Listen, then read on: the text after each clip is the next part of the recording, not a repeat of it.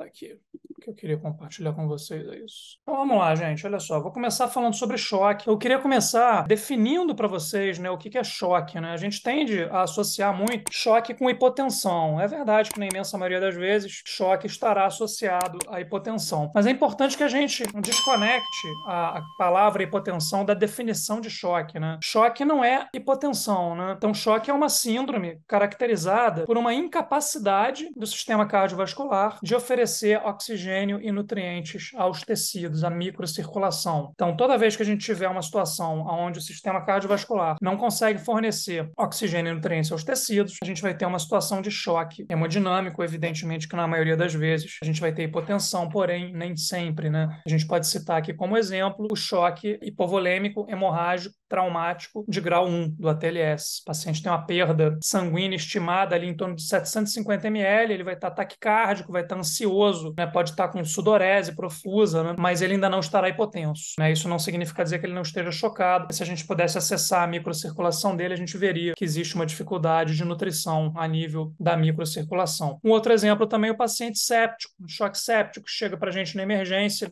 às vezes já o idoso, ligeiramente desorientado, sensório ligeiramente rebaixado, taquicárdico, por vezes taquipneico, né, principalmente se for uma sepse pulmonar, não necessariamente ele vai se apresentar hipotenso, né, mas se a gente pudesse medir marcadores de sofrimento da microcirculação, a gente veria que esse paciente está tendo uma dificuldade de nutrir a microcirculação. Então está na hora de fazer um shift, pensar mais em choque como alguma coisa que está acontecendo na microcirculação do que na coisa macro, que é a questão da hipotensão, embora, na maioria das vezes, hipotensão fará parte do choque. Então, se a gente está falando aqui de uma dificuldade de oferecer nutrientes na microcirculação, então é importante a gente recorrer aqui a essa imagem, é uma imagem anedótica, mas que expressa muito bem o que está acontecendo, né? Se não chega oxigênio, não chegam nutrientes na microcirculação, em especial aí o oxigênio, o que vai acontecer ao nível da microcirculação? O metabolismo deixará de ser aeróbico e passará a ser anaeróbico, já que eu tenho uma dificuldade em ter acesso ao oxigênio. Decorre do metabolismo anaeróbico, além da sua ineficiência quando comparado com o metabolismo aeróbico, também decorre disso a produção do lactato, né? A um ponto tal que eu tenho um colega meu de docência, ele cunhou essa frase aqui que eu acho sensacional, que o lactato seria a lágrima da célula, uma coisa poética, né? Mas é exatamente isso, né? A produção de lactato a nível celular, que a gente consegue dosar no sangue, é um indicativo de que existe um sofrimento a nível celular, a nível da microcirculação. Por isso esse é um marcador tão importante do choque, em especial no choque séptico, tá? O choque séptico, cabe falar aqui, além de uma dificuldade inerente a qualquer choque de nutrição da microcirculação, existe também pela produção das citocinas uma desregulagem da microcirculação.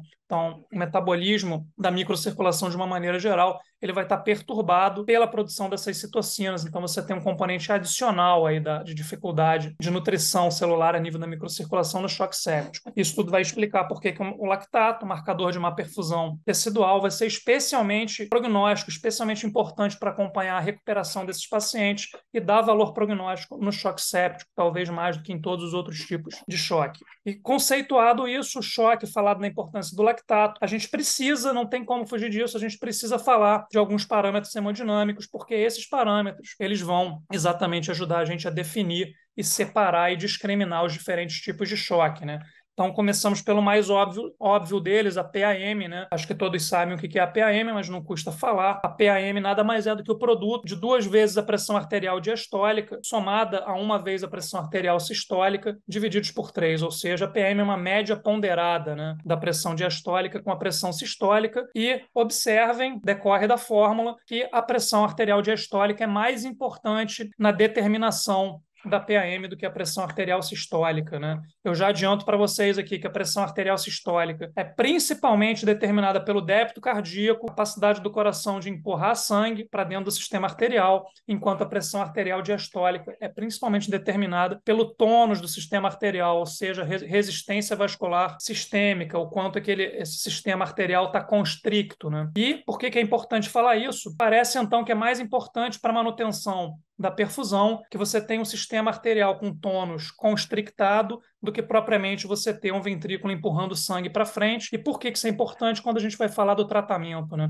Daí entra por que a noradrenalina é tão importante no tratamento do choque em geral, em especial o choque distributivo, choque séptico. Ela vai exatamente atuar principalmente aumentando a resistência vascular sistêmica e por isso vai ter um incremento tão importante na PAM e na perfusão tecidual. Então gravem o que é a PAM, entendendo o que ela significa e já pegando esse gancho de que a pressão arterial diastólica é mais importante do que a sistólica e o porquê que isso acontece e vai decorrer disso o porquê que a noradrenalina é tão importante no tratamento, em especial do choque séptico, distributivo séptico. Já que a gente falou aqui de débito cardíaco, né? A gente falou aqui de PAM, pressão arterial sistólica, eu mencionei a importância do débito cardíaco, vamos ao segundo parâmetro, hemodinâmico, débito cardíaco. Débito cardíaco é uma medida de fluxo. O que é o débito cardíaco? É a quantidade de sangue que o ventrículo esquerdo consegue ejetar para dentro do sistema arterial por minuto. Ou seja, ele vai ser o produto do meu volume sistólico, ou seja, o quanto o ventrículo ejeta para o sistema arterial em cada contração, em cada ciclo, pela frequência cardíaca, pela quantidade de batimentos por minuto. Daí eu vou ter uma medida dada em litros por minuto,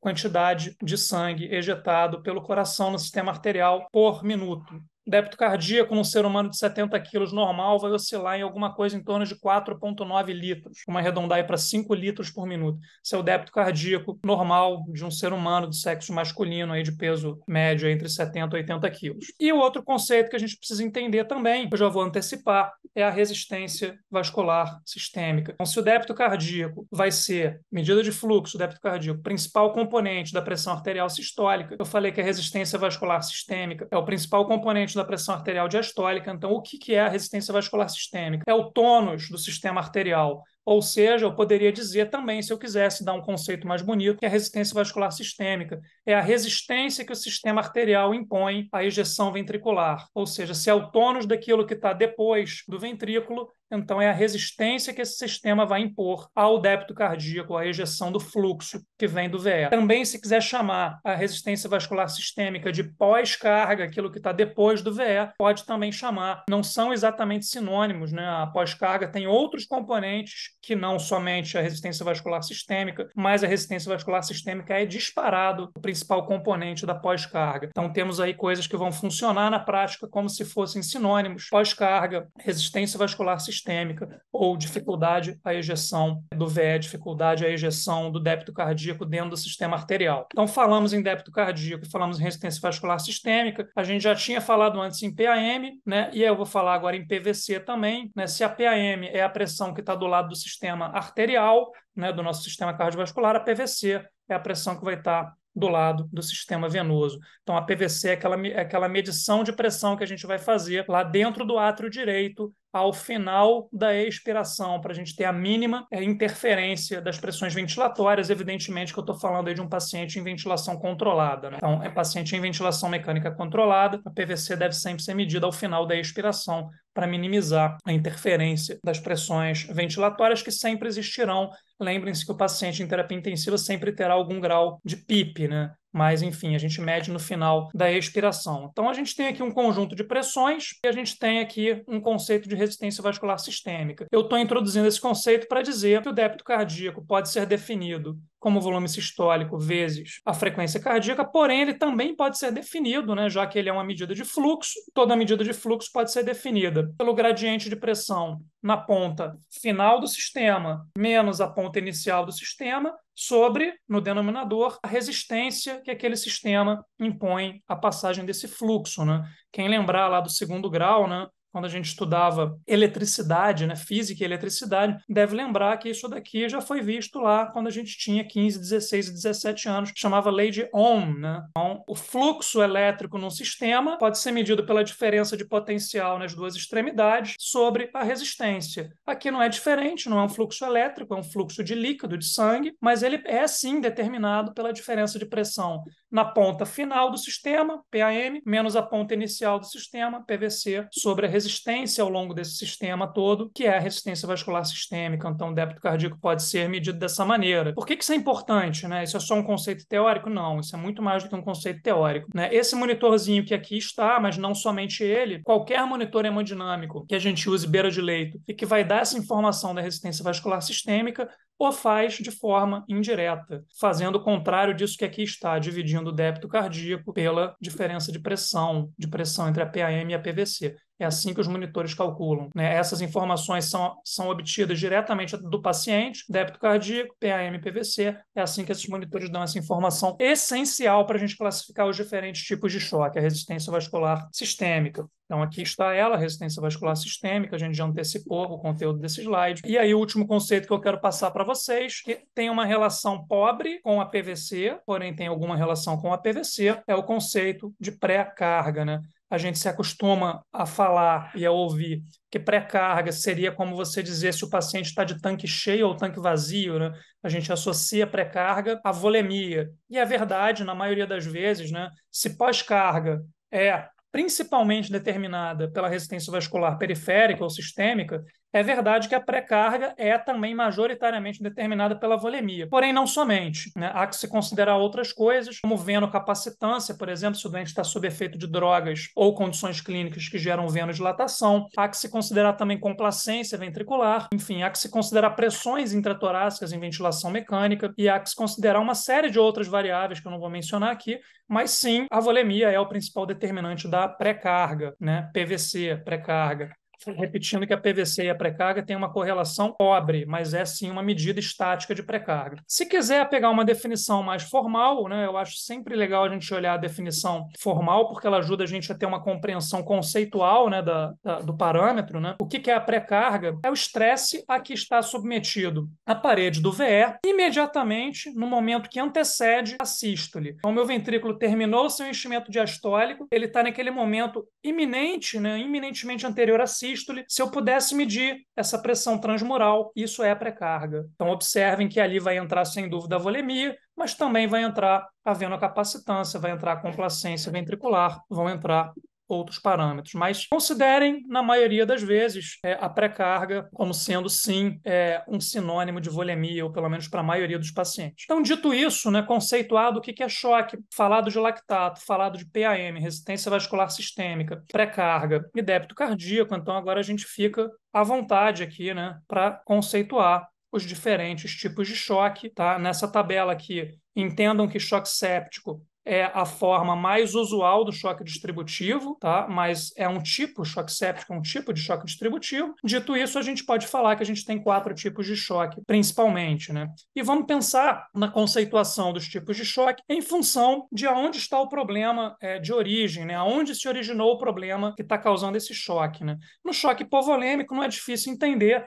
que a origem do problema está, evidentemente, na falta de volemia, né? Ou seja, na baixa pré-carga. Então, pensem aí exemplos de choque hipovolêmico, paciente vítima de politrauma, um choque hemorrágico traumático, paciente com hemorragia digestiva alta, um choque hemorrágico não traumático, paciente grande queimado, né, também perda maciça de proteína e líquido, né, na área de queimadura. Né, lembrando que o choque do grande queimado é dual, né, ele tem 2 momentos, um momento posterior distributivo, mas um primeiro momento que é hipovolêmico. Então, esses são alguns cenários clínicos de choque hipovolêmico. Então, se a pré-carga está baixa, né? Esse marcador de pré-carga que está aqui, que eu não falei dele antes, que é a pressão capilar pulmonar, né, alguma coisa que a gente vai medir pelo catéter de Swan-Ganz, mas estaria representando aqui nos conceitos que a gente falou a PVC, né, a pressão capilar pulmonar é uma medida um pouquinho mais sofisticada de pré-carga do que a PVC. Então, se a origem do choque hipovolêmico, o problema está aqui, evidentemente a pressão capilar pulmonar, ou seja, a pré-carga, estarão baixas. Né? Se a gente pudesse medir a PVC aqui, provavelmente ela também estaria baixa. Decorre disso uma ativação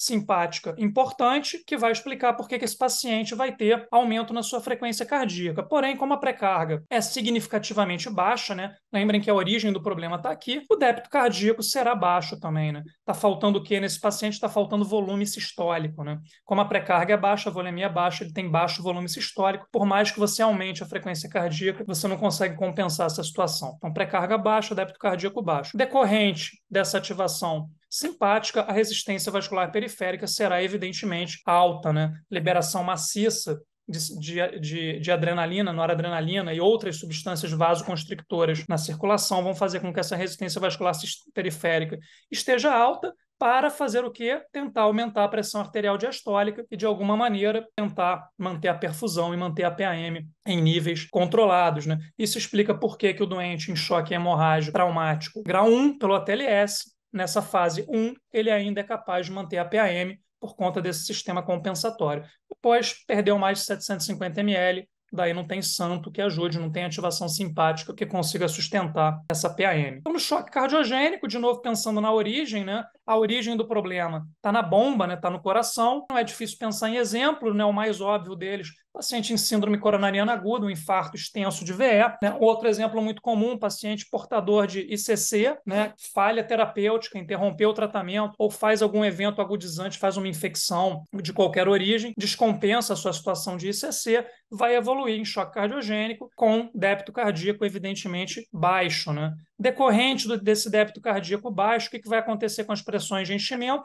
Ele não consegue empurrar sangue para frente, a PVC ou a pressão capilar pulmonar estarão altas, então a pré-carga desse paciente vai aparecer para a gente alta. Esse paciente tentando de alguma maneira, evidentemente que por conta desse baixo débito cardíaco, a pressão arterial tende a cair. Vai decorrer disso ativação simpática com incremento na resistência vascular periférica, mesmo raciocínio, liberação de adrenalinas e outras substâncias vasoconstrictoras que vão constrictar o sistema arterial, aumentar a resistência vascular periférica, aumentando a pressão arterial diastólica, tentando equilibrar e manter essa PAM em níveis próximos da normalidade. No choque obstrutivo agora, a gente já vai chegar nessa quarta coluna aqui, tá, pessoal? No choque obstrutivo, a gente tem uma obstrução à ejeção ventricular, a gente consegue pensar facilmente em alguns exemplos disso, talvez o mais óbvio dele, ou os dois mais óbvios, seriam TEP maciço, tromboembolismo pulmonar maciço, né, uma obstrução muito marcante à ejeção do ventrículo direito. Outra coisa também que não é difícil imaginar no cenário clínico é pneumotórax maciço, que você vai ter aí um comprometimento da ejeção biventricular, nesse caso. Qualquer que seja a etiologia clínica, você vai ter uma dificuldade grande de fazer a ejeção ventricular. E aí a gente vai ter o quê? Você vai ter o débito cardíaco reduzido, né? O débito cardíaco será reduzido porque você tem um aumento na pós-carga, nesse caso. Aumento na resistência vascular periférica ou resistência vascular pulmonar, no caso do TEP maciço. Isso vai levar a uma redução do débito cardíaco. Porém, a bomba cardíaca tem função normal. Então, o que vai acontecer? Como o ventrículo ainda consegue trabalhar, é claro que ele vai aumentar o seu inotropismo para tentar vencer esse aumento de pós-carga, e ele vai, numa certa medida, ao aumentar esse inotropismo, conseguir, pelo menos nas fases iniciais, manter pressão capilar pulmonar, ou PVC, ou pré-carga, se quiser chamar assim, em níveis normais ou baixos. Normais ou baixos. Então, isso vai diferenciar um choque obstrutivo nas suas fases iniciais do choque cardiogênico. É evidente que se esse choque obstrutivo durar muito tempo, você vai ter falência ventricular, e aí você vai somar esse choque obstrutivo, o choque cardiogênico, né? Aliás, eu aproveito para chamar a atenção de que essa classificação de choque, separando os tipos de choque, ela é muito bonita na teoria, né? É claro que os choques, com o passar das horas, eles vão se somando, né? O paciente em choque distributivo séptico, em algum momento ele vai ter falência cardíaca, e ele pode, já desde as fases iniciais, ter um componente hipovolêmico também. Assim como no exemplo em questão aqui de agora, o choque obstrutivo, se não tratado, levará inexoravelmente a um choque cardiogênico, porque não tem ventrículo que aguente ficar ejetando contra uma pré-carga alta por tanto tempo. Vai decorrer dessa situação de débito cardíaco baixo, com PVC ou pressão capilar pulmonar baixa, ativação simpática e decorrente aumento da resistência vascular sistêmica ou periférica. De novo, aumentando a pressão arterial diastólica, tentando manter uma PAM minimamente satisfatória. E o choque que vai ser um pouco diferente e às vezes no primeiro momento difícil de entender, né, para o estudante de medicina, principalmente, é o choque distributivo, né? Então, o choque distributivo, né, como o próprio nome diz, a origem do problema está onde? Está na distribuição de fluxo sanguíneo nos diferentes compartimentos, nos diferentes tecidos.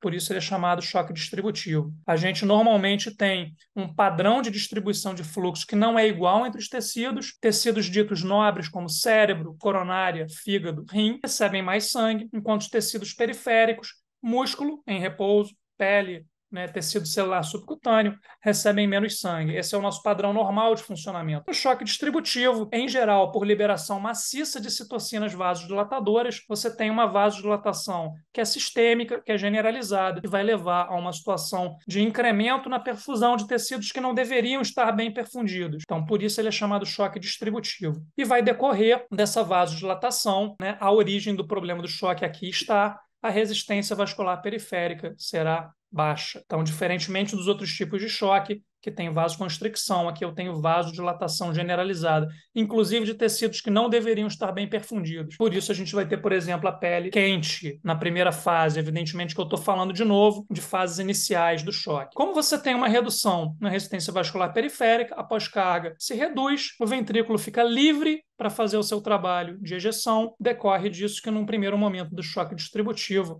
o débito cardíaco será alto. E a pré-carga, a pressão capilar pulmonar, ou PVC, como ela estará, depende de você, vai depender do médico. Pode estar baixa, pode estar alta, é variável, vai depender do quanto agressivo é a sua reposição volêmica nas fases iniciais de um choque distributivo. Então, as pressões de enchimento, a pré-carga, elas não servem como um guia para a gente classificar um choque distributivo. Porém, não é difícil reconhecer um choque distributivo, porque ele é o único que terá a pós-carga, a resistência vascular periférica reduzida e o débito cardíaco aumentado nas suas fases iniciais. É claro que o doente não consegue sustentar isso por muito tempo. Chega um momento que você vai ter um decréscimo do inotropismo, da função cardíaca, e você vai adicionar a esse choque distributivo algum grau de choque cardiogênico, e se você também não correr muito atrás da volemia, também algum grau de choque hipovolêmico. Então, esses são os 4 tipos de choque. E aí, essa quarta coluna que aqui está, a SVO2. O que é SVO2? É a saturação venosa, né, de oxigênio. Não é a saturação venosa central de oxigênio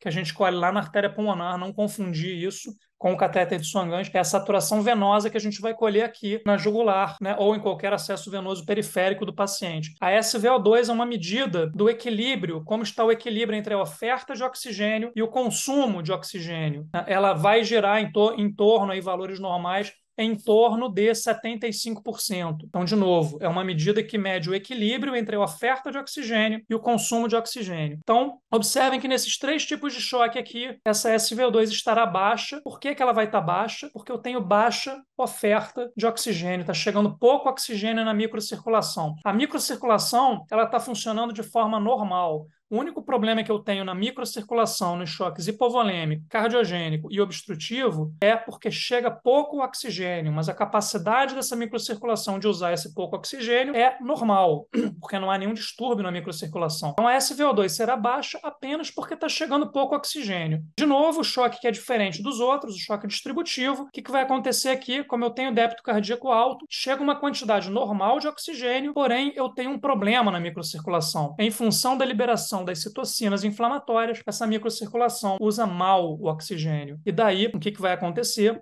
Eu vou ter uma SVO2 alta, indicando que eu tenho boa oferta de oxigênio e baixo consumo, porque existe um distúrbio na microcirculação. Então, por isso que a SVO2, esse parâmetro é muito fácil da gente obter, uma gasometria venosa. Aqui no choque distributivo, mais do que em qualquer outro tipo de choque, eu vou ter lactato alto e eu vou ter uma SVO2 baixa.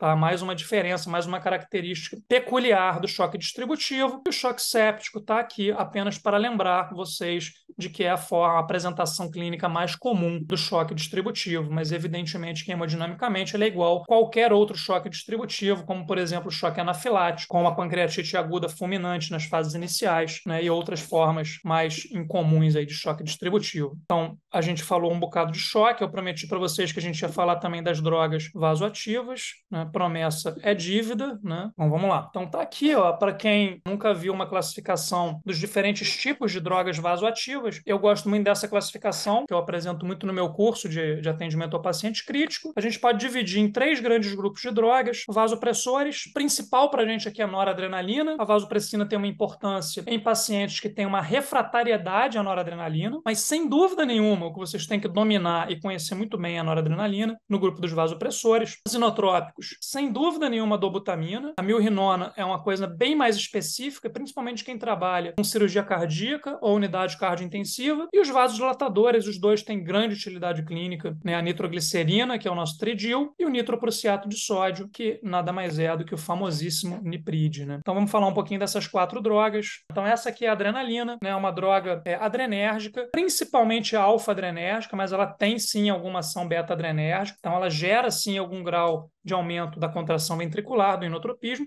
mas o principal efeito que a gente quer quando a gente usa a noradrenalina é a ação alfa, a ação vasoconstrictora, tá? Como é que a gente vai diluir a noradrenalina? É uma ampolinha, tá aqui ela de novo, é uma ampolinha de 4 ml. Eu vou ter dentro daquela ampolinha 4 miligramas, então tem 1 miligrama por ml. A diluição mais comum, pelo menos em terapia intensiva, é essa diluição que a gente vai chamar de 20-80. Ó. Observem aqui, 5 ampolas são 20 ml de noradrenalina, 20 miligramas, em 80 ml de soro glicosado. Essa é a solução de nora, chamada 20-80. Essa é a solução disparada mais comum, né? Chamada 20-80. É uma solução mais concentrada, né? Falei que ela é a mais utilizada na terapia intensiva. A gente, no centro cirúrgico, por vezes, prefere uma solução mais diluída, né? Alguns estudantes vão chamar isso de nora light, não sei se vocês já ouviram falar. É uma solução de noradrenalina que terão os mesmos 100 ml de solução, de novo soro glicosado, porém uma ampola só, né? E aí eu vou ter 4 miligramas ali dentro. Mas na terapia intensiva a gente vai usar, são pacientes mais graves, né? Sépticos, que tem uma demanda, tem mais liberação de citocina, tem uma demanda maior de vasoconstrictor, vai predominar essa solução chamada 20-80, tá? E a dose recomendada é essa que aqui está, desde 0,05 microgramas quilo minuto. Na UTI, em geral, a gente vai começar com 0,05 e vai até 1,5 microgramas quilo minuto. Né? Como é que a gente faz normalmente na terapia intensiva? Começa com essa dose de 0,1, muito próximo da dose mínima, e você vai ajustando isso de acordo com parâmetros clínicos, principalmente PAM, né, no curtíssimo prazo, é o que você vê ali, dose-resposta, aumenta a nora, aumenta a PAM, né, como decorrência disso, e você também vai usando um pouco mais no curto, médio prazo, parâmetros como diurese e também lactato, né, que é o grande marcador da perfusão periférica, e a SVO2, que eu mencionei antes também, é bem importante assim no acompanhamento, incremento a incremento da dose da noradrenalina no paciente séptico. Né? A gente vai fazendo esse acompanhamento em geral a cada pelo menos 5 minutos. Né? Também tem que ter cuidado para não ser afoito demais, não sair aumentando a nora de minuto em minuto. Daqui a pouco você chega numa dose muito alta e você incorre no que você não quer também, né? Que é o outro lado dessa gangorra, que é um paciente super hipertenso por causa da noradrenalina. Lembrando que essa solução 20-80 é uma solução bem concentrada. Né? Não vejo nenhum autor citando doses acima de 2 microgramas quilo minuto, que já seria uma dose absurda. Né? Na minha experiência em terapia intensiva, chegou em 1,2, chegou em 1,5, 1,2 até microgramas quilo minuto, já é interessante vocês pensarem em associar com esse cara aqui, que é o Encrise. O Encrise é a vasopressina, né? Vasopressina é essa ampolinha pequenininha que tem 1 ml, 20 unidades, diluição padrão no CTI. Vai pegar uma ampola em 100 ml de soro fisiológico, então ficarão 0,2 unidades por ml. A dose é bem fácil de manusear, tá? Tá aqui, ó, 0,01 unidade por minuto. Observem que não tem quilo de peso aqui. Como é que a gente usa em geral? Em geral, eu começo com 0,02, que é metade da dose, e daí, se não estiver legal, eu já dobro isso para a dose máxima 0,04. E é isso, você vai usar 0,02, 0,04, né? Quando é que você vai pensar usar? Quando esse cara aqui está chegando em doses que já não são doses interessantes clinicamente, porque o doente vai ficar muito vasoconstricto sem ter benefício adicional. Então, vale a pena, sim, adicionar a vasopressina. Aliás, aproveito para falar que, para mim, esse é o grande uso da vasopressina, tá? Paciente séptico, choque refratário à noradrenalina. Dobutamina, para quem nunca viu a dobutamina, é esse frascão aí de 20 ml, tá? Tem 250 miligramas em cada frasco, diluição padrão na maioria das UTIs aí, Brasilzão afora, 2 ampolas,